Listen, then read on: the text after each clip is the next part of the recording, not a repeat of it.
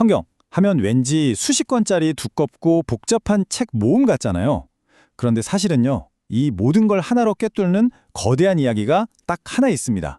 바로 하나님의 약속, 즉 언약과 그 누구도 예상치 못했던 반전에 대한 서사시죠. 오늘 이 핵심 스토리를 한번 제대로 파헤쳐 보겠습니다. 네, 그럼 바로 본론으로 들어가 볼까요?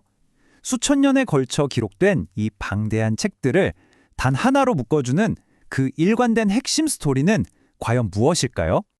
어떤 위대한 이야기든 갈등, 즉 문제가 있기 마련이잖아요. 성경의 거대한 이야기도 마찬가지입니다. 모든 것이 완벽했던 그 시작의 순간에 발생한 아주 근본적인 문제에서부터 모든 게 시작돼요.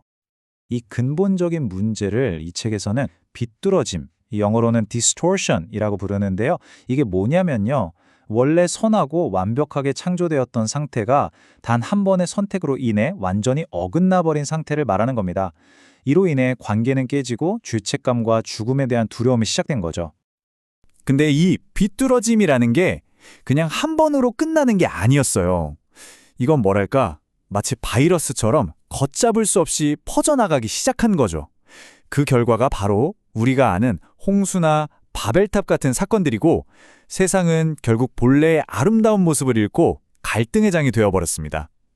자, 그런데 모든 게 다 끝장난 것처럼 보이는 바로 그 순간, 하나님이 이 모든 걸 되돌리기 위한 엄청난 반격에 나서십니다.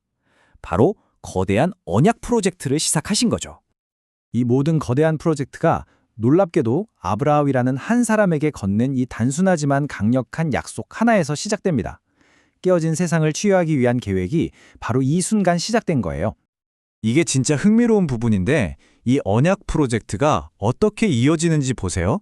한 사람에게 시작된 약속이 그의 아들 또 손자를 거쳐서 마침내 이스라엘이라는 하나의 민족을 이루게 되는 거예요. 정말 대단하죠? 그러니까 이스라엘은 인류를 위한 구원 투수 같은 역할이었어요. 세상을 다시 하나님께로 이끌고 그 길을 보여주는 제사장 나라, 그런 임무를 받은 거죠. 그런데 역사는 생각대로 흘러가지 않았습니다. 이 타임라인에 보시면 그 역사가 정말 한눈에 들어와요. 처음엔 엄청난 사명을 받았죠. 영원한 나라를 약속받기도 했고요. 하지만 결국 어떻게 됐나요? 나라는 쪼개지고 결국엔 이방 나라에 끌려가 성전까지 파괴되는 정말 안타까운 역사의 반복이었습니다.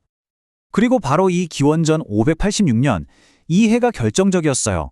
하나님의 집이라고 불리던 성전이 무너져 내린 겁니다. 이건 그냥 건물이 무너진 게 아니에요. 사람들에겐 하나님의 프로젝트가 완전히 실패했구나, 하나님이 우릴 버리셨구나 하는 엄청난 충격이자 정체성의 위기였던 거죠. 하지만 바로 그 가장 깊은 절망 속에서 희망의 불씨가 다시 피어오릅니다. 선지자들이 나타나서 새 언약을 외치기 시작한 거죠. 하나님께서 반드시 다시 회복시키실 거라는 미래의 희망을요. 그렇게 수백 년이 흐르고 로마가 세상을 지배하고 사람들은 메시아를 애타게 기다리던 바로 그때 드디어 이 오랜 프로젝트를 완성할 한 분이 등장합니다. 바로 예수님이죠. 그런데 이 예수가 사람들의 기대와는 너무 다른 모습이었던 거예요. 이 표를 한번 보세요. 사람들은 로마를 때려부술 그런 정치적인 왕을 원했는데 예수는 전혀 다른 이야기를 했죠. 진짜 문제는 로마가 아니라 우리 안에 비틀어짐, 즉 죄와 죽음이라고요. 사람들의 기대가 와르르 무너지자 어떻게 됐을까요? 호산나를 외치며 환호하던 그 목소리가 순식간에 십자가에 못 박으라는 증오의 외침으로 바뀌어버렸습니다. 정말 순식간에요. 자, 이제 이 이야기 전체의 하이라이트로 넘어가 보겠습니다. 어떻게 최악의 실패처럼 보였던 그 순간이 이 모든 서사를 뒤집는 궁극의 반전이 되었을까요? 십자가. 모든 게 끝난 것처럼 보였죠. 예수님도, 그리고 그와 함께 시작되었던 하나님의 그 거대한 언약 프로젝트도 전부 다 실패한 것처럼 보였습니다. 하지만 바로 사흘 뒤 아무도 예상하지 못했던 모든 것을 뒤집어 엎는 궁극적인 반전이 일어납니다. 바로 부활입니다. 이 책에서는 이걸 오델로 모멘트라고 표현하는데요. 이게 뭐냐면 마지막 한 장면이 그 앞의 모든 이야기의 의미를 완전히 바꿔버리는 걸 말해요. 십자가가 더 이상 실패가 아닌 거죠. 오히려 그 십자가야말로 예수가 인류의 모든 비뚤어짐과 죄, 죽음을 온몸으로 끌어안고 단번에 박살내버린 위대한 승리의 순간이었다는 게 드러난 겁니다. 와, 정말 대단한 반전이죠? 그러니까 예수가 우리에게 주는 해방은 로마 제국으로부터의 해방이 아니었던 거예요. 그보다 훨씬 더 근본적인 죄와 죽음이라는 감옥으로부터의 완전한 자유였던 거죠. 옛날 유월절 어린 양처럼 우리를 대신해서 희생하시고 마침내 다윗에게 약속됐던 그 영원한 나라의 왕으로 등극하신 겁니다. 자, 그럼 이 오래된 이야기가 오늘을 사는 우리랑 무슨 상관이 있을까요? 왜 중요할까요? 바로 이 이야기가 우리 삶의 가장 근본적인 질문들에 대한 답을 주기 때문입니다. 세상을 어떻게 바라봐야 할지 그 틀을 제공해 주는 거죠. 이 표를 보시면 딱 정리가 됩니다. 나는 누구인가? 라는 질문에 성경은 예수를 따라 사는 사람이라고 답해요. 여기는 어디인가? 예수님이 다스리시는 새로운 창조 세계다. 그럼 문제는 뭔데? 하나님을 떠난 인간의 삐뚤어짐이다. 그럼 해결책은 십자가와 부활로 모든 걸 이기신 예수다. 어떠세요? 모든 게 딱 들어맞죠?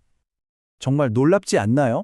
수천 년 전에 아브라함이라는 한 사람에게서 시작됐던 그 약속이 결국 예수 안에서 이렇게 완성되어서 오늘 우리에게까지 이어지는 거예요. 이 거대한 그림이 보이시나요?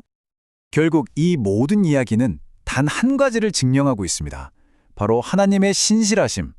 수많은 우여곡절과 실패 속에서도 당신이 시작하신 그 언약 프로젝트를 끝까지 결국에는 완성해 내고야마는 그분의 놀라운 신실함에 대한 증거인 셈이죠. 자, 이 거대한 이야기는 지금도 계속되고 있습니다. 그렇다면 마지막으로 질문 하나를 던지며 마무리할까 합니다. 이 장대한 이야기 속에서 여러분은 지금 어디에 서 계신가요? 여러분의 자리는 어디일까요?